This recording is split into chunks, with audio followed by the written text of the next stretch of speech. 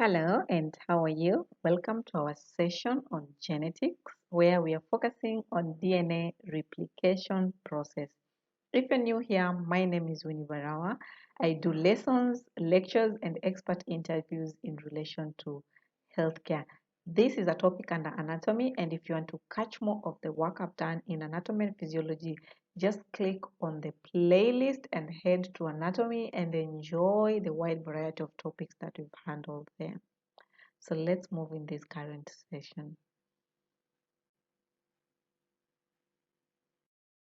So by introduction, in this part, I will introduce like the main things that you need to know before we explain the step-by-step of what DNA replication entails.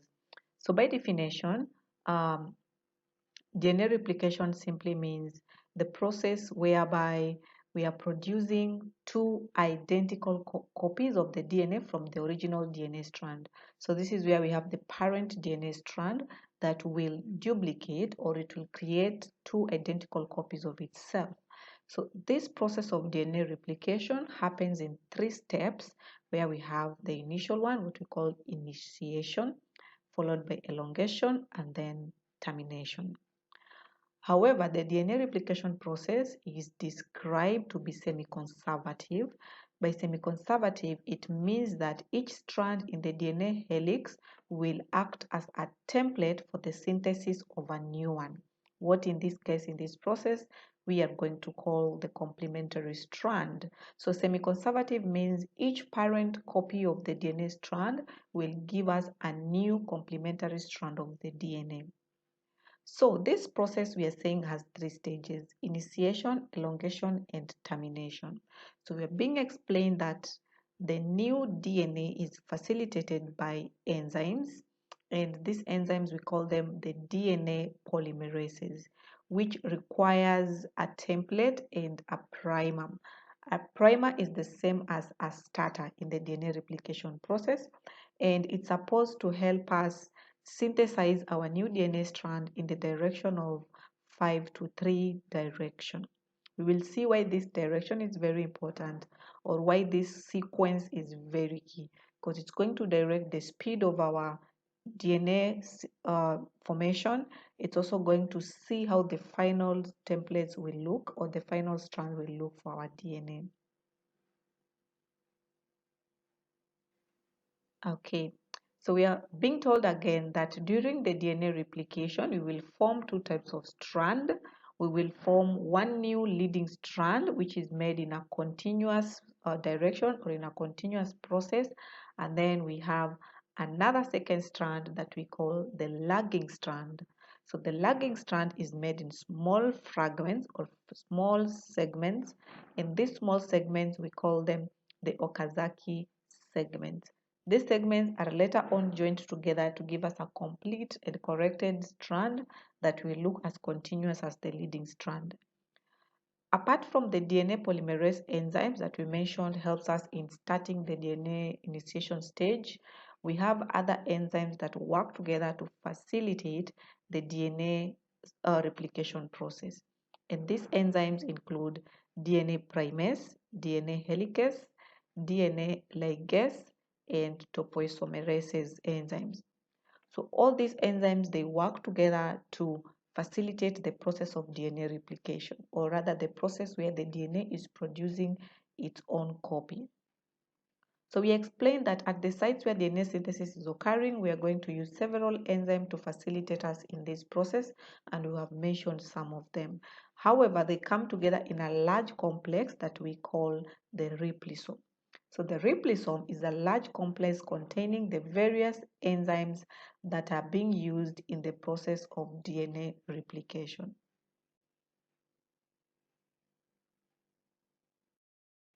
So here is a summarized way before we initiate the step-by-step process. So we have our DNA, which is a double strand helix, and it has sequence of 5:3. Okay, I want you to note these ends, the prime ends or the sequence ends. We have 5:3, that is the required direction for formation of a new DNA strand, and like that. So it's a double helix strand. And during the DNA replication, the hydrogen bonds between the bases or the nitrogenous bases will break and release the strand so that the helix opens up. So we'll have breaking of the hydrogen bonds to release the helix. Then we are told each strand of the parent DNA will be used as a template to help us now in forming or in synthesizing the new complementary strand. So we'll have a new strand here, the mother strand, where we'll create for us the starting sequence of 5:3, which is the correct sequence, and this will be continuous. And that's where we talk about the leading strand. Well, here on the other one, the 5 will begin on the opposite direction, and it will be in the not anti-clockwise, but it is in the anti-direction of the normal sequence of our DNA formation, and this will give us the fragments. But as we keep on, the end result is we shall have replicated or we shall have produced two new DNA strands which originated from the two copies of the parent strands.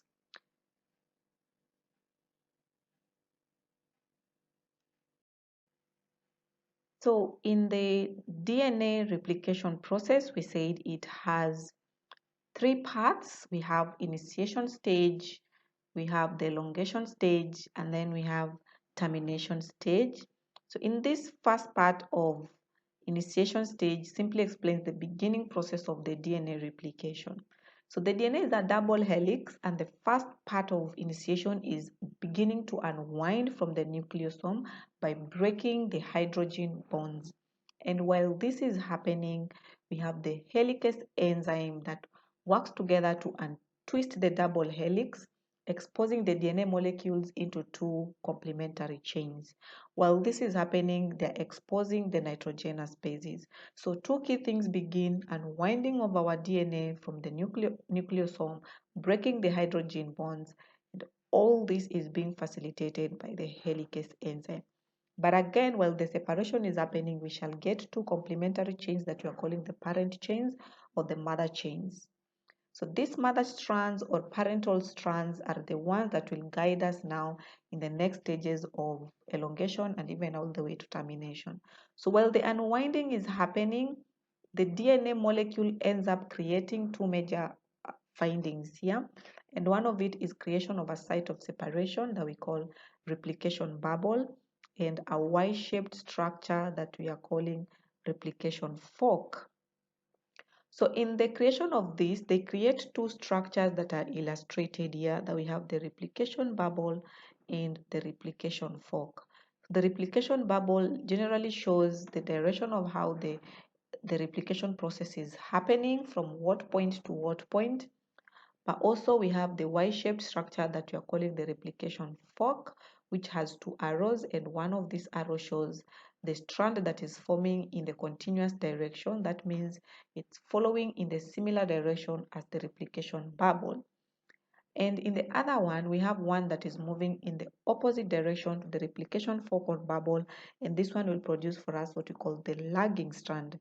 However, later on, all this will be consolidated and ligated together to just have continuous strand looking similar to the leading strand. So let's demonstrate how this how all this DNA replication process takes place and how we can have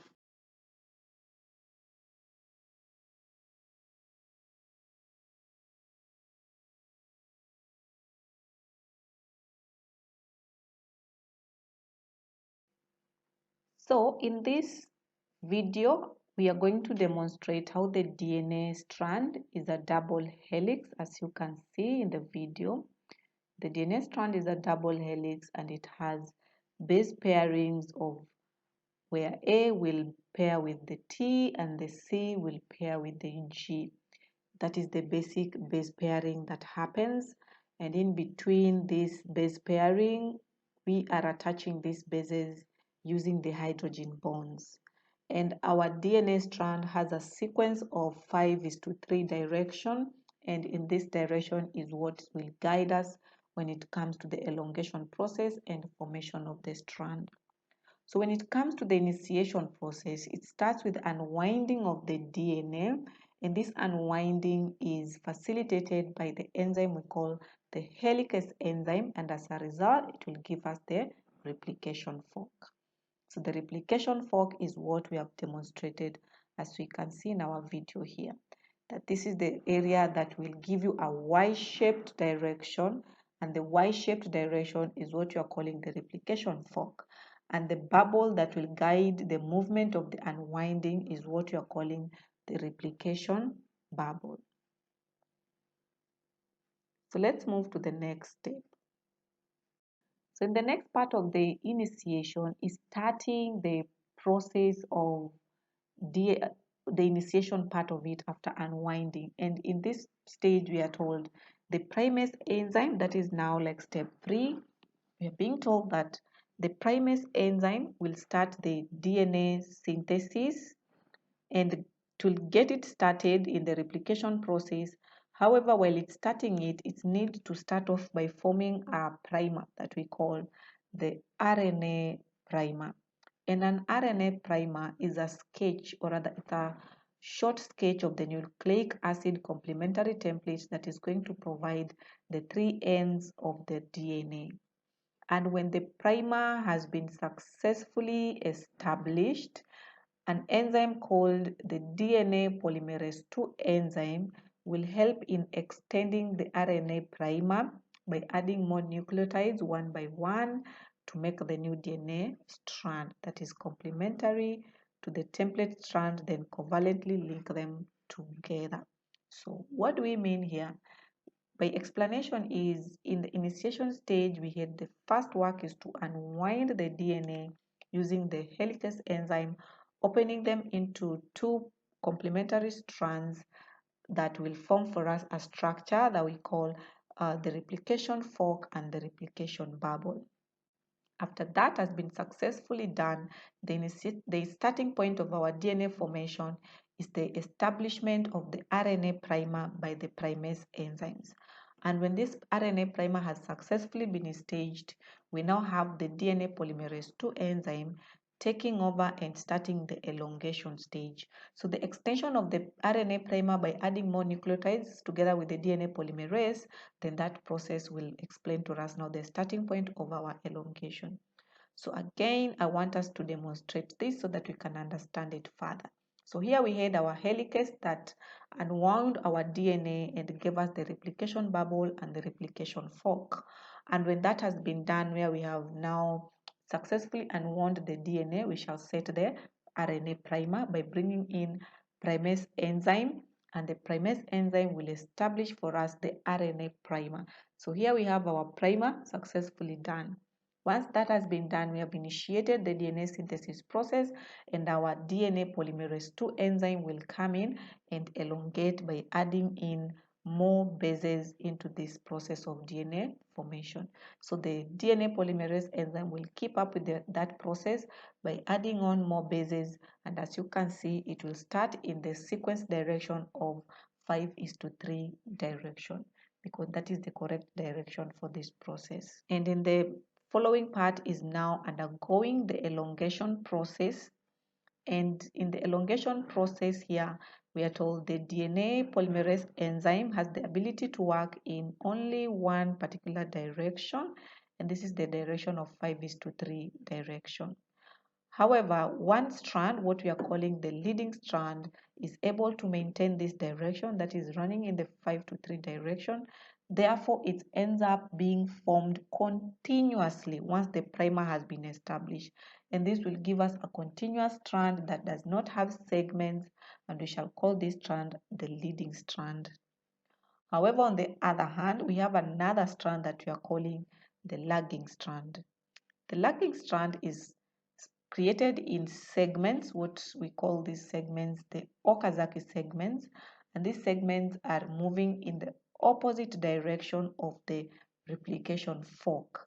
And because the segments are moving in the opposite direction of the replication fork, it means anytime you want to establish another segment, you require a new RNA primer that will be continued by the DNA polymerases to continue with those segments. However, at the end of the elongation process, we will then come in and put together or splice together all the segments using an enzyme we call the DNA ligase. So let's demonstrate how this works in form of a video, and this is our process here. So we established our primer, and after the RNA primer was successfully done during the initiation stages, we go through the elongation stage where the DNA polymerase takes charge and adds bases to this strand in the direction of 5:3. So in the direction of 5:3, we generate a leading strand, that is a strand that is moving in the same direction as our replication fork. But on the other strand, the direction is in the opposite side of the replication fork, and because of this direction creates the bases in segments, and we call these segments the Okazaki segments.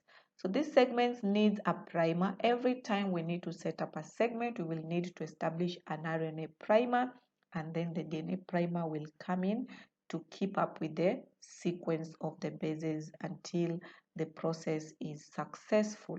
So as the procedure keeps on, we will always require a new primase to set up an RNA primer, and the polymerase enzymes will be coming in to keep up with the bases and to continue with the sequences.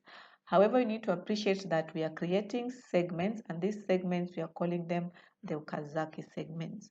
Before we join our Okazaki segments, the enzyme exonuclease will come, remove any damaged sections of our lagging strands, and ensure that everything is correct before we bring the ligase enzymes to attach and splice up all our bases into the correct order and ensure that the strand is complete. So in the last bit is where we talk about the termination stage, and in the termination stage, here we have the RNA primer being cleaned up by what we call the DNA polymerase. The RNA primer, I want you not to forget that these are the areas that are created to help us initiate the DNA synthesis. So because of this, we need to clear up these primers, and this will be done by the DNA polymerase 1. The elongation was being done by the DNA polymerase 2. Then we will seal any gaps in between our bases and our sequence, and in this we shall use the enzyme we call DNA ligase. So as soon as our replication process ends, the histones will then come in and associate with the DNA and roll up the DNA to condense it to form what we call the chromatids.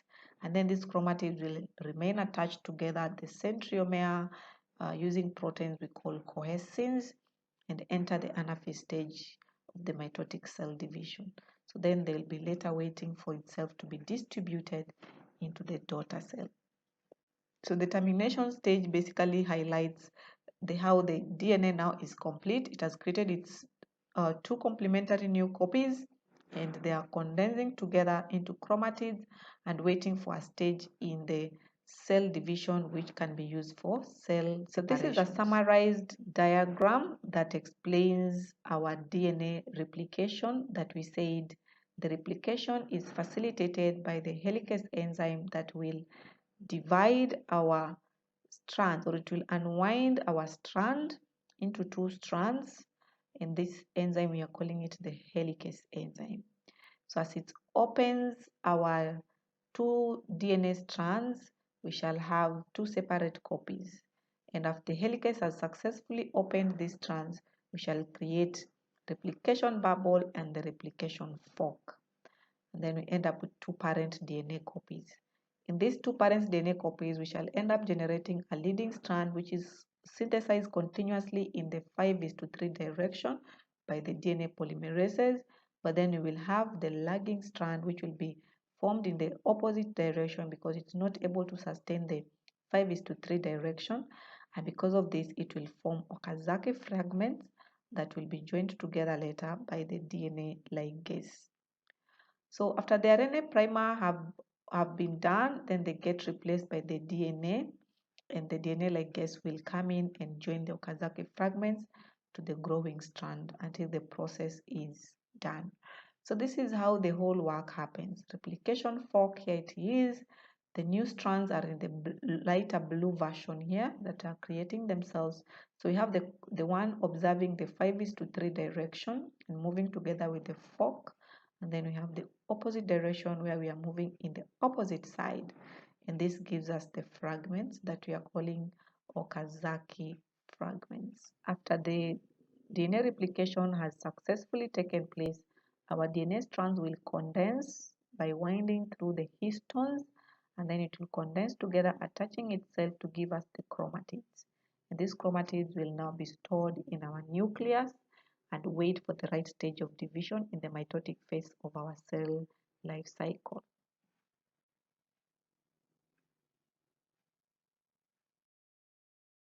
Thank you so much for being with me all the way to the end. Don't forget to share this video with your community or members of your class or sessions. Give it a comment, and also don't forget to subscribe if you've not yet done that. Thank you, and see you in our next class. Bye bye.